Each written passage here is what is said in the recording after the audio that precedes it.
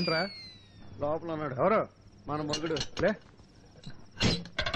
అయ్యి బాబాయ్ అయిపోయావు వాడితో మన చాప్టర్ క్లాస్. ఈ లోపలికి ఎప్పుడు వెళ్ళాడు ఏమో ఒకవేళ మన టీ తాగడానికి వెళ్ళినప్పుడు వెళ్ళాడేమో.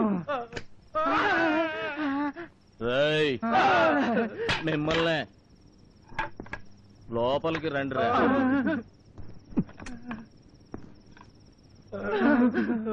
మనం అంతా ఒక ఫ్యామిలీరా. మనలో మనకి ఎన్ని గొడవలు ఉన్నా 4 గోడల మధ్య తెలుసుకోవాలి. అలా కాకుండా రోడ్డును పడ్డామనుకో మన పరువే పోతుంది. అంచేత ఎక్కువ టైం వేస్ట్ చేయకుండా మర్యాదగా లోపలికి వచ్చేయండి. వస్తే మీరు పడతారు సార్. అది ఎలాగూ తప్పదు కానీ వచ్చేయండి. మీరు వస్తారా నన్ను రమ్మంటారా? వస్తాను. ఆ తలుపేసారా? అలాగే సార్. అందరూ టోపీలు తీసి ఆ టేబుల్ మీద పెట్టండి. చొక్కాలు ఇప్పేయండి.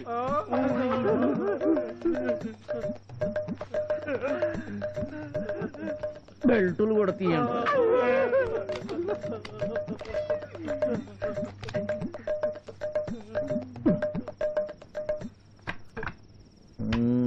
సార్ దాంతో కొడితే గట్టిగా తగులుతుంది సార్. తగలాలనే కదరా కొట్టేది. ఏరా ఎస్ఐ, రోజు నీ పెళ్ళాన్ని ఎవడ పక్కలో కన్నా పంపే డ్యూటీకి వస్తున్నావా? సార్ ఏ పౌరుషం పొడుచుకొచ్చిందా? ఈ పౌరుషం సిన్సియారిటీ డ్యూటీలో చూపించరా దొంగ నా కొడక. రై, నీలాంటి లుత్యాలు డిపార్ట్మెంట్ లో ఉండబట్టేనా పోలీసుల్ని పసుపు నీళ్లు జల్లి గౌరవించాల్సిన జనం పేడ నీళ్లు కొట్టి చీ కొడుతున్నారు. ఏయ్, నీ కళ్ళ ముందే బయటోడొచ్చి మన కస్టడీలో ఉన్న వాడి మీద చెయ్యేస్తే నీ శోభనం గదిలో నువ్వు పక్కన కూర్చొని ఇంకొకటి చేత కార్యం చేయించినట్టేరా? సార్ సార్ నన్ను వదిలేయండి. అసలే health problem, kidney trouble. Kidney ఉండేది అక్కడ కాదురా. వెధవ కిడ్నీ పోతే ఇంకొకటి స్పేర్ గా కొనుక్కోవచ్చు. కావాలంటే నేనిస్తా. కానీ మీలాంటి వాళ్ళ వల్ల చట్టానికే ప్రాబ్లం రా. వాడు చచ్చుంటే మీ ప్రాణాలు ఇచ్చుండేవాళ్ళ? చెప్పండి.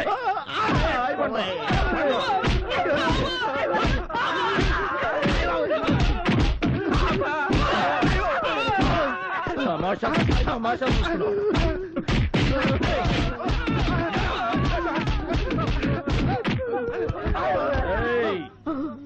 ఇలాంటి పొరపాటు మళ్ళీ జరిగిందో ప్రాణాలు తీసేస్తా.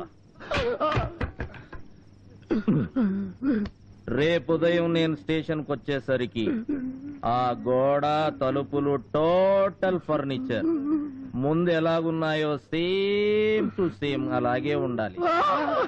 అర్థమైంది? గుడ్. లేచి యూనిఫామ్ వేసుకోండి.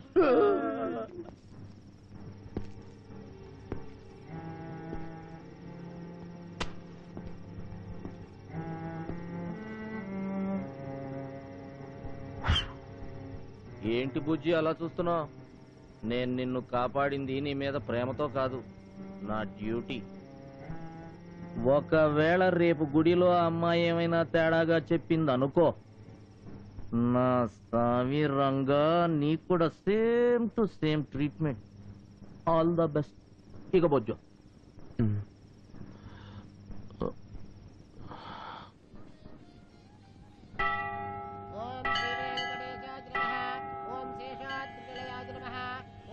गोचराय नमः। ओम विष्णवे नमः। ओम सतञ्जनगिरीशाय नमः। ओम वृषाद्रिपतये नमः। ओम मेरुपुत्रगिरीशाय नमः। ओम सरस्वामी तटेजुषे नमः। ओम कुमाराकल्पसेव्याय नमः। ओम वज्रवृक्षयाय नमः। श्रियकान्ताय कल्याणनिधये निधयेऽर्थिनाम् श्रीवेङ्कटनिवासाय श्रीनिवासाय मङ्गलम्। साम्राज्यं भौज्यं स्वाराज्यं वैराज्यं पारमेश्यं राज्यं महाराज्यमाधिपत्यमयम्। మధు ఇలా రా.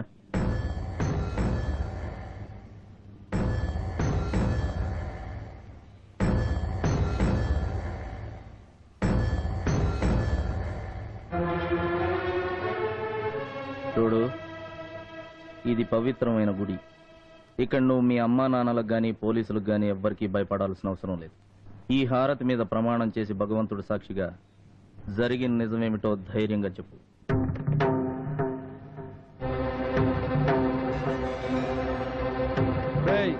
రేపు నా కూతురు వాడితో సంబంధాన్ని నీళ్ళు వదిలేదాకా దీన్ని హాస్పిటల్కి తీసుకెళ్లడం కాదు కదా, పచ్చి మంచినీళ్ళు కూడా ఇవ్వడానికి వీల్లేదు. అర్థమైందా? ఎప్పుడైనా జరగనివ్వను. నాకు చెప్పమన్నట్టు చెప్తానమ్మా.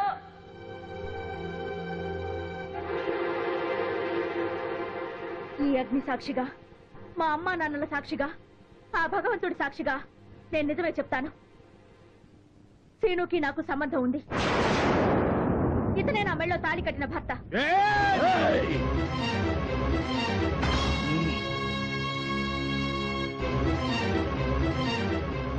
నువ్వు చెప్పు. మేమిద్దరం మనస్ఫూర్తిగా ప్రేమించుకున్నది నిజం. మా వాడిని చంపేస్తామంటే పారిపోయి అగ్ని సాక్షిగా పెళ్లి చేసుకున్నది నిజం. మమ్మల్ని పశువుల్లాగా విడదీసి నాకు వేరే పెళ్లి చేయడానికి ప్రయత్నం చేసింది నిజం.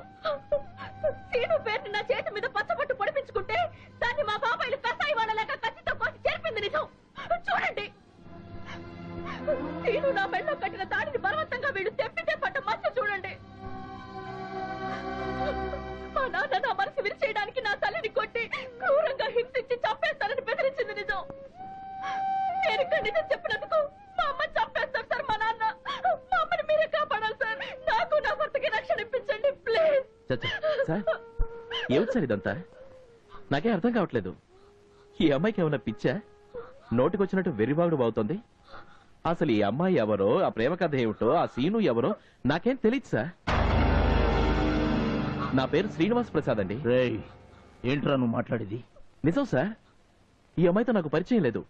అసలు ఈ అమ్మాయిని ఇంత క్రితం ఎప్పుడు నేను చూడలేదు సార్. రేయ్, ఇది గుడిరా. తెలుసు సార్, ఇది గుడని తెలుసు, ఆ విగ్రహం దేవుడని తెలుసు, మీరు సిఐ గారని తెలుసు, కానీ ఈ అమ్మాయి మాత్రం తెలీదు.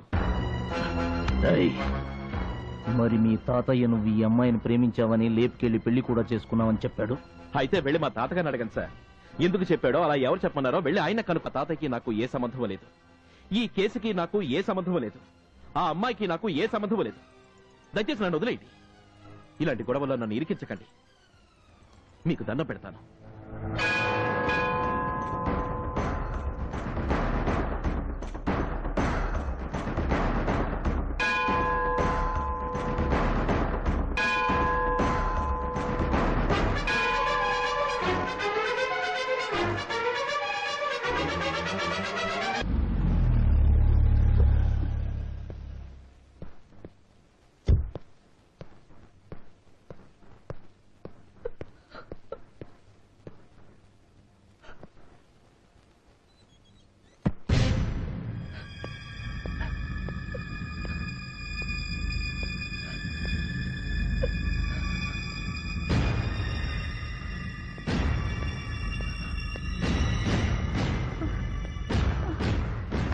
నువ్వు దేవతవు పార్వతి.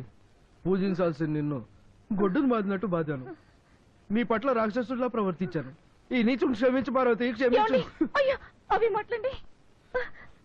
అవును పార్వతి, కూతురు కాలేజ్ అని వంక పెట్టుకుని వాడు ఎవరితోనో తిరుగుతుంటే ప్రేమంటూ చివరికి లేచిపోయి అదొకొస్తే అది నువ్వు తప్పించిన క్రమశిక్షణ అనుకుని నిన్ను కొట్టాను. అది అడ్డదారి తొక్కుతుంటే దానికి ఆ దారి నువ్వే చూపించావని అపార్థం చేసుకున్నాను. కానీ ఈ రోజుతో ఆ భ్రమ తొలగిపోయింది పార్వతి. ఏ క్షణమైతే అది నిన్ను నన్ను కాదని వాడే నా మగుడని నలుగురు ముందు అరిచిందో, నా తండ్రి వెధవా అని 10 మంది ముందు డిక్లేర్ చేసిందో, ఆ క్షణమే అర్థమైంది పార్వతి. దాని పొగరుకు కారణం నీ పెంపకం కాదు, దాని ఒంట్లో ఉన్న నా రక్తం అని. ఒసేయ్, ఇంతకాలం గాలిపటం లాంటి నిన్ను చూసి గుడిగోపురం అనుకుని నమ్మానే. నువ్వు చెడదిరిగినా నేను చెడగొట్టింది నా పెళ్ళామని నా దేవతను కొట్టానే. అగడ్రా. ఒసేయ్ గాలిదానా, ఎన్ని దెబ్బలు కొట్టినా అది నన్ను నమ్ముకున్నది కనుక నాతో కాపురం చేస్తుంది. అదే ఇంకో ఆడదైతే నేను పెట్టిన టార్చర్ కి ఏ పూలోడుతోనో పాలోడుతోనో లేచిపోయిండేదే. నిన్ను చంపినా ఇంకో బిడ్డని కనే ఓపిక నాకుంది, కానీ నా భార్య లాంటి ఇల్లాలు ఇంకో జన్మెత్తినా నాకు దొరకదే. నీ మూలంగా నా ఇంటి దీపాన్ని నా చేతులతోనే ఆర్పేసుకోపోయానే.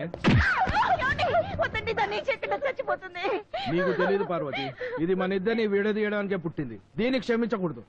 ఒసేయ్, ఇన్నాళ్ళు మీ అమ్మ చాటును బతికిపోయావు. ఈ రోజు నుంచి నా చేతుల్లో పడ్డావు. నేను ఎవరిని చేసుకోమంటే వాడిని, ఎవడని అడగకుండా తలెత్తి చూడకుండా చేసుకోవాలి. అలా కాకుండా మళ్ళీ లవ్వు పువ్వు అన్నావో నరికి పోగులు పెడతా, జాగ్రత్త. లే పార్వతి, హాస్పిటల్కి వెళ్దాం.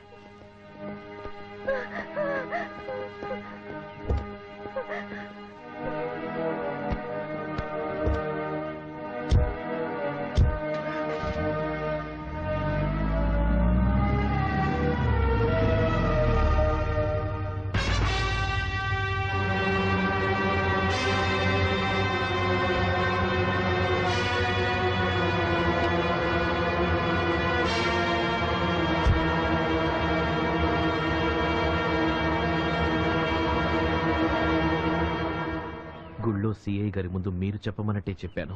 నా కూతురు నా పరువుకిచ్చే గౌరవం కన్నా నువ్వు నీ తాత ప్రాణాలకిచ్చే విలువ ఎక్కువని నాకు తెలుసు. నా పరువు కాపాడిన నీకు నేనెందుకు అన్యాయం చేస్తాను? అందుకే మీ తాత మీద ఈగ కూడా వాళ్ళనివ్వలేదు. క్షేమంగా మీ ఇంట్లోనే ఉన్నాడు. ఇదిగో తాళం.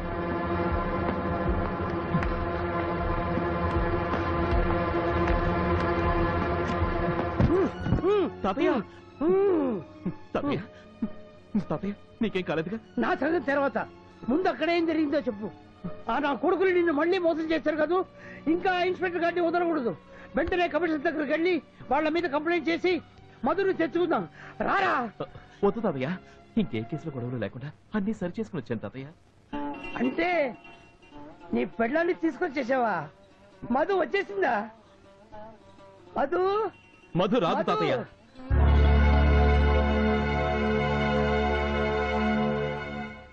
మధు రాదా?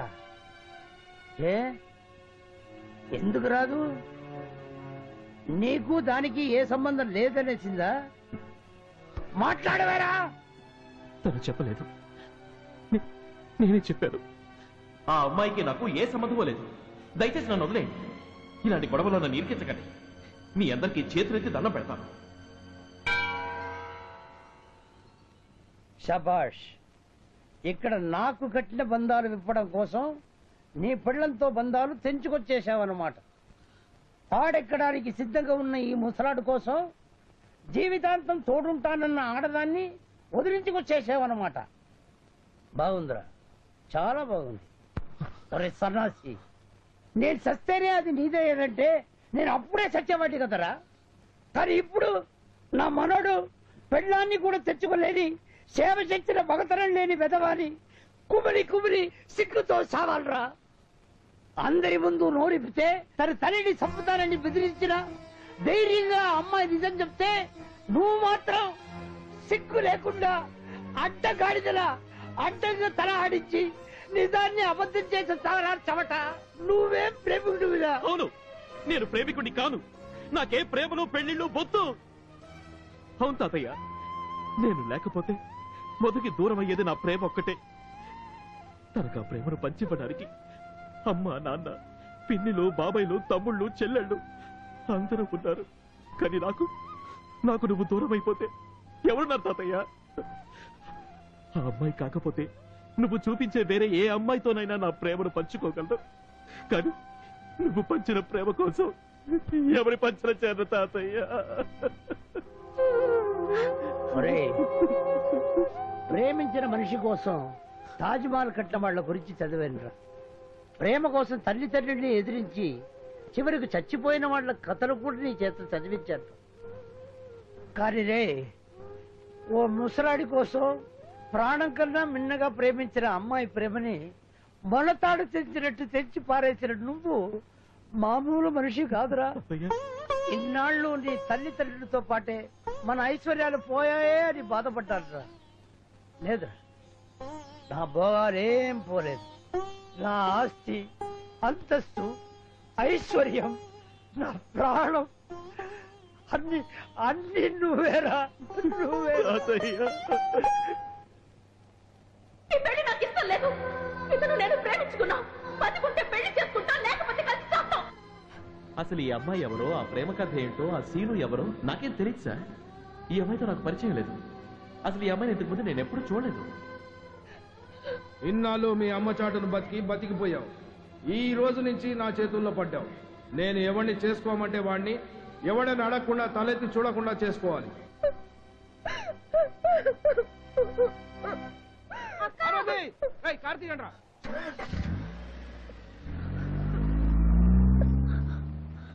ఏంటెక్కిందో గొడవ? ఏం జరిగింది? అమ్మగారిని హాస్పిటల్కి తీసుకెళ్లారమ్మా. హాస్పిటల్ కా? ఎందుకు? విషం తాగారమ్మా. Excuse me, where is missus Harishchandra Prasad? She is in ICU. ICU? Where is ICU? This side first floor. Thank you.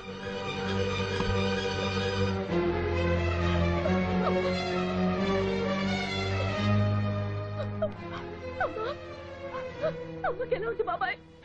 చెప్పు బాబాయ్, మాట్లాడవే, చెప్పు బాబాయ్. బాబాయ్ నువ్వైనా చెప్పు బాబాయ్, అమ్మ ఎందుకు ఇలా చేసింది? మాట్లాడవే పిన్ని, నువ్వైనా చెప్పు పిన్ని. నాకు చాలా భయంగా ఉంది పిన్ని. అమ్మకేమైంది? నాతో ఎందుకు మాట్లాడంటున్నారు? మాట్లాడండి పిన్ని, మీకు దండం పెడతాను, మాట్లాడండి. Doctor, what happened? అమ్మ పరిస్థితి ఎలా ఉంది? ఒక్కసారి మా అమ్మ చూడనివ్వండి డాక్టర్, ప్లీజ్. నో, ఎవరు లోపలికి వెళ్ళడానికి వీలేదు. Her condition is very critical. స్పృహ వచ్చేంత వరకు ఏమీ చెప్పలేము. దయచేసి మీరంతా బయటకు వెళ్తారా? అమ్మా మీరు కూడా ప్లీజ్.